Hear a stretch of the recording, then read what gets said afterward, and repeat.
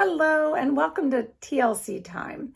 I'm very excited to speak to you today about two conferences I've recently attended. I'm going to do a little name dropping and provide just enough information for you to dig a little deeper if you're so inclined.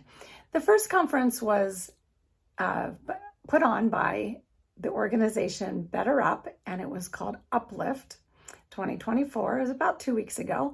And the second one was Wisdom 2.0 this past week, put on by Soren Gordhammer and the Wisdom 2.0 folks. And between the two conferences, amazing speakers presented interesting, provocative, intriguing information and data. So there's so much to cover. I could go through my notebooks and just, read you off notes and notes, pages and pages of notes. But what I want to do is hit a few highlights. For those of you who are particularly in healthcare, but actually in any organization, but because I've spent a lot of time in the healthcare world, you'll be excited to know that Jan Emmanuel Deneve, who's out of Oxford University, has put together with his colleagues what we're going to call the definitive study on how well-being affects the bottom line. So his first book, which is, I'm going to go with very technical, Well-Being, Science and Policy, it talks about the science. And the second book, which isn't out until the summertime, will be more of a layman's offering, let's say, about this information. It's really fascinating. He has graphs actually that show the correlation between the S&P 500 and employee wellness from those same organizations. So bottom line, that well-being,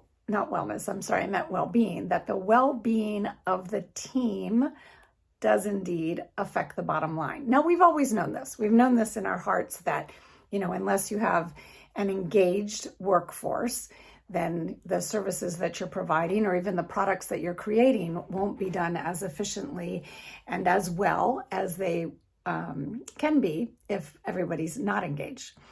And so this takes it to the next level. I think you're going to be super excited to dig into the value of prioritizing well-being. Certainly supports the work that we do here at Thriving Leader Collaborative at TLC. A couple of other amazing people. V, who is formerly known as Ev Ensler, she did the Vagina Monologues, and she now heads up the City of Joy. I invite you to look into the work that V is doing, because all of us contribute in some way or another, and some of us make an amazing impact. And I'm going to put her right in that amazing impact boat, along with Tarana Burke. Now, the interesting thing is that Tarana spoke the morning after we all received the news about Weinstein's change in sentencing and such, and in the New York courts. And so she was there with the most uplifting, most amazing perspective on how we're all in this together. And I will provide one quote that stuck with me that she said. She says that she's been living by this quote since she was 14, and that is that I will not violate your dignity and I will not compromise mine. That's an amazing guiding principle for all of us to hold on to. I was at these conferences. These are my two conferences for my own professional development for the year. Ends up that they were very close together. And I was there to fill up my own cup, so to speak, and also to align with others who are interested in progressing heart-centered leadership. And gosh, I found all of the speakers, all of the messages, and even those that I met to be aligned with what's in my heart and what's at the core of the mission for Thriving Leader Collaborative. John Kabat-Zinn, fan of his and his meditation and Buddhist teachings for quite some time. And the quote that stuck with me that he said, he spoke a lot about awareness and our foundational awareness and the the importance of having our awareness and being able to tap into it at any given time. And his quote was actually taken by Buckminster Fuller, and it says he adapted it from what Fuller said about all of us being on this spaceship, which is Earth, and it's time for all hands on deck. So my takeaway was all hands on deck. So when I feel so passionate about heart-centered leadership and leading from a place of love as opposed to from a place of fear, it gives me hope to find others that say, yes, it's time for all hands on deck.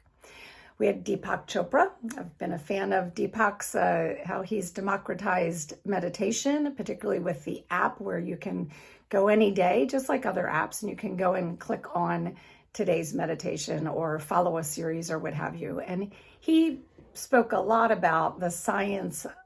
He provided amazing details and numbers about the universe and the expansiveness of the universe and the place that we are and sort of the little tiny space that each of us steps into and holds up, and that is our place as being a conscious agent.